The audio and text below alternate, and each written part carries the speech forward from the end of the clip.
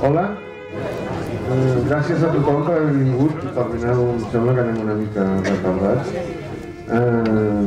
Simplement agrair al Cinema Girona i també els convidats que han vingut. Jo us vull traslladar a part de la Pilar i també meva, que no ha pogut vindre, ens va avisar ahir que estava fora de Barcelona i era impossible vindre. Després de la projecció farem un col·loqui, ens podeu preguntar tant a mi com a alguns dels convidats del documental el que us sembli bé. Moltes gràcies.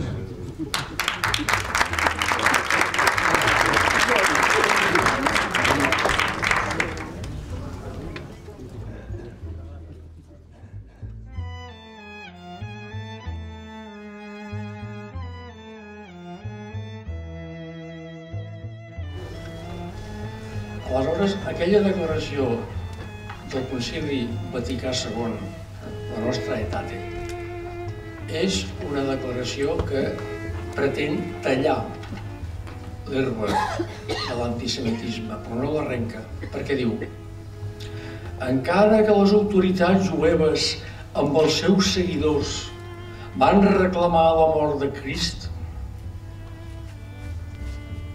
aquesta és l'arrel de l'antijudaïsme. Allò que ve després, que diu que els jueus de l'època i els jueus contemporanis no eren responsables de la mort de Crist, això és de pota d'am. Voldria fer dos elogis de la pel·lícula. Dos elogis a dues decisions preses per la pel·lícula que em semblen molt bones. Primera, aquesta mena d'enquestes de carrer que aconsegueixen desmuntar un argument que a la pel·lícula es trobarà en la seva promoció.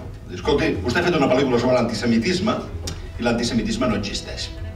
O no existeix ara, o no existeix aquí, o no existeix ara i aquí.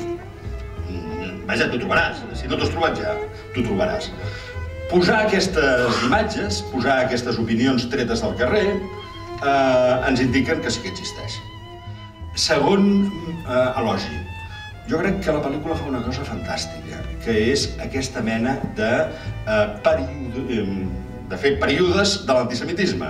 El religiós, el polític i el, diguem-ne, l'actual molt vinculat amb el Pròxim Orient. Això està molt bé. Això de l'antisemitisme és com la grip. Quan trobes la vacuna per una, muda i en surt una altra. Però continua sent la grip. Estem davant una pel·lícula documental que ja era hora que la tinguéssim a Barcelona i al nostre país, a Catalunya, perquè ja va haver una primera generació, i ara deixem les pel·lícules documentals per passar a les pel·lícules de ficció, tot i que es basaven en fets reals. Hi ha una generació que va veure, o va poder veure potser, Anna Frank, el diari d'Anna Frank, a més de llegir-lo, va poder veure de Charles Chaplin, El gran dictador, que de fet no parlava de l'Holocaust, sinó allò previ, diguem-ne, o inclús alguns, però molt pocs, tot i que això s'ha vist més recentment, podrien haver vist aquella pel·lícula documental que era Nit i Boira. Una altra generació que va veure la llista de Schindler, La vida és bella, El pianista, i de fet quan algú al carrer li preguntes si se'n parla molt o poc de l'Holocaust, diu no, si se'n sap molt de l'Holocaust, i saber molt de l'Holocaust a Catalunya i a l'estat espanyol és haver vist, de fet, aquestes tres pel·lícules que acabo de mencionar. La vida és bella, La llista de Schindler i El pianista. O sigui, molta gent pensa que saber de l'Holocaust, que és el punt, podríem dir, més tràgic de tota la llarga història de l'antisemitisme, de fet és conèixer aquestes tres pel·lícules. Bueno, jo només volia dir una cosa per donar-li raó a Villatoro i al Xavier.